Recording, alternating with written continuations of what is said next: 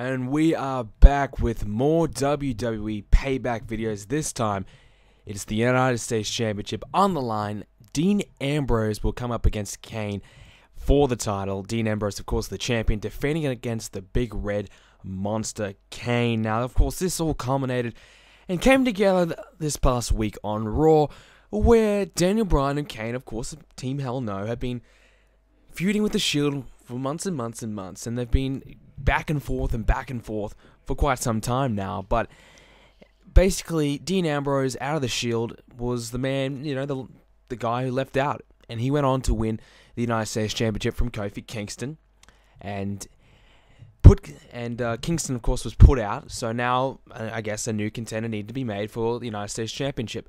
Kane and Daniel Bryan, of course, tag team champions, lost their belts to the Shield, and they couldn't get the belts back, so they failed to get the belts back. And now Daniel Bryan and Randy Orton are teaming up to take on Roman Reigns and Seth Rollins, the tag team champions, and that kind of left Kane and Dean Ambrose with nothing to do. They were all left alone. So Kane was pretty disappointed that he was not getting his tag team. He wasn't a part of the tag team championship matchup, and he said, "What about me?" And Vicky Guerrero kindly suggested, "All right, Kane, we will put you in a match for the United States Championship," and I guess that's how it all came about. So this is an interesting match because, well, I think we all know who's going to win. I think Dean Ambrose is going to win, but the thing is, I really like this match. I really do. And that's because the United States Championship over the past couple of years has been really, really bad. It's lost a lot of credibility. I remember the days where Chris Benoit was holding it, and he would be defending it all the time, putting on epic matches, and it really meant a lot. And you can even go further back than that.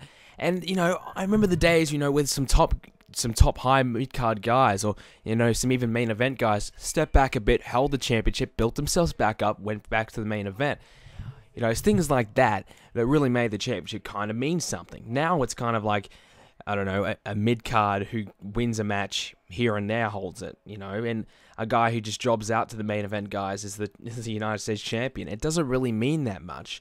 But now that the Shield have gotten that much credibility, they've also made the tag team championships, and now the United States Championship mean a lot. I mean, the Team Hell No really kind of built the tag team championship belts up to a point where, okay, if the Shield hold it, it's going to mean something. And the thing about the tag team belts is that there's not really other many tag teams out there that are at that level to take on the Shield, but there is plenty of people who can take on Dean Ambrose for the United States Championship, and there's a lot of things they could go about with the United States Championship.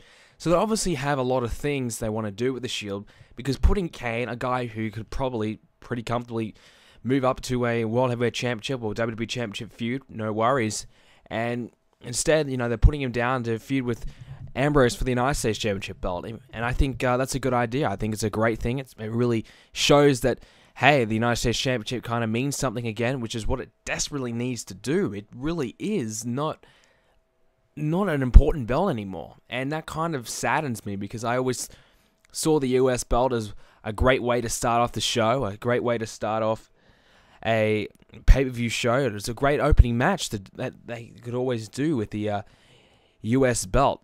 And now, I guess, with Ambrose holding it, I think it's a great way to kind of build it back up, because I see Ambrose as a future WWE champion. I think everybody does. Everyone sees him as a guy who's going to break away from the Shield and do really, really well. And now they're giving him the belt kind of with the Shield. He's still with the Shield, so he still has that brand, but he's also the United States champion and kind of moving away as a singles competitor while still in the Shield. So I think it's a good thing that what the WWE are doing with Dean Ambrose, and they're kind of building him up as a singles competitor while still being an honorary member of the Shield. So having Kane, who's been really, really good over the past few years, he's never really held many major championships. I think he had a World Heavyweight Championship run in 2010. That was the last big championship match, championship belt that he held. And now he's kind of stepped back and he's doing the tag team thing, which I think is probably what he's best at now. I think he really does shine as a tag team. He and Daniel Bryan really did make those belts mean something special again, and I really enjoyed Team Hell No. I always said I said back at the Royal Rumble that it was time for them to drop the belts to, I thought, the Rhodes Scholars. Didn't happen. And of course now they're dropping it to the Shield, which is probably not a bad thing to do either. So having Kane kind of step away from the tag team division and having a match with Ambrose, in my opinion, works wonders. It works really good, and I think it's a great decision to do. Great idea, and I think kind of props to WWE. Even though this match hasn't really had that much build itself, the Shield and Kane, Daniel Bryan, and the odd third guy, now Randy Orton, Sheamus, Ryback, Cena, guys like that.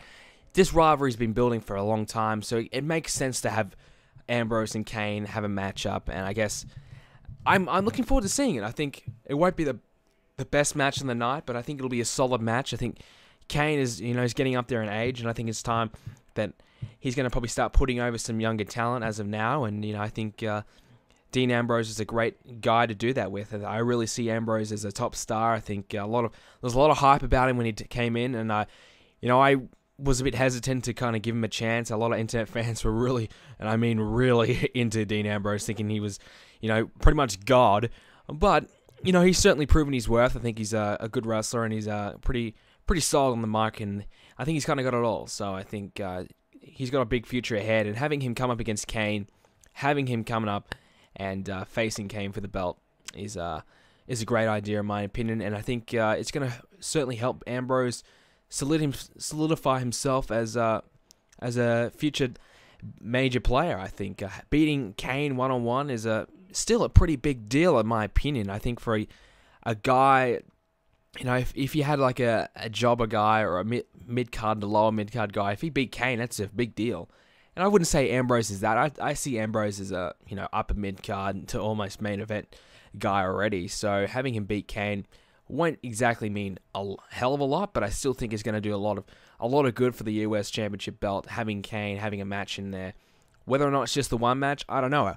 I really don't know where they're going to go with the Shield at the moment. Are they going to keep Daniel Bryan, Kane, maybe Orton or someone else amongst that? I don't think so. I think Daniel Bryan's going to step away, Randy Orton's going to step away, and probably Kane's going to step away. So I think a whole bunch of competitors are going to come through and probably take on the Shield, like the Usos for the tag belts. But I probably don't know who's going to take on Ambrose for the United States Championship in the near future. But I'm not too sure. But Ambrose is going to win this one. There's no doubt about that.